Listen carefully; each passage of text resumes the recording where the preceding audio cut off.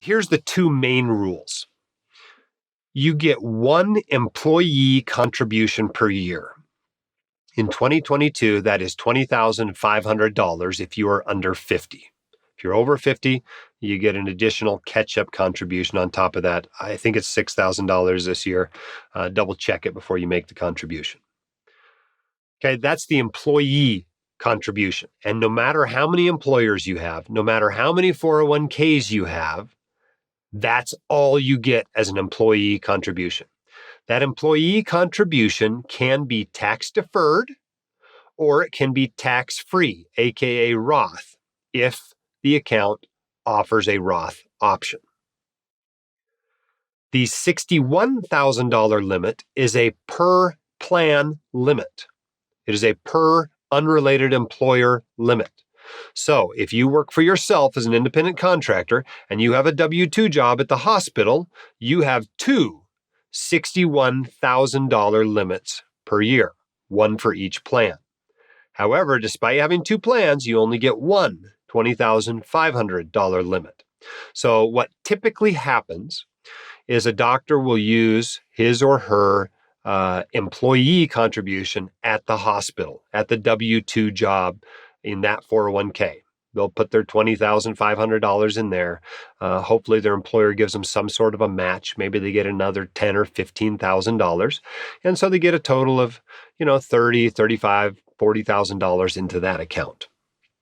And then on their moonlighting side, this side gig, they open up a solo or individual 401k.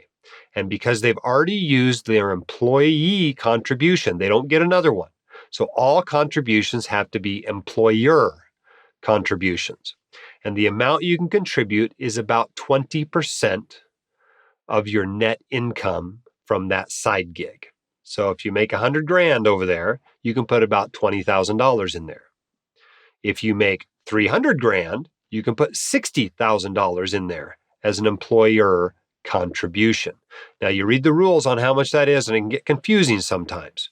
But if you're a sole proprietorship, just think of it as 20% of your income. Now, if you look at it, if you read the rules, sometimes it'll talk about it being 25%. But when they're talking about 25%, they're not including the contribution.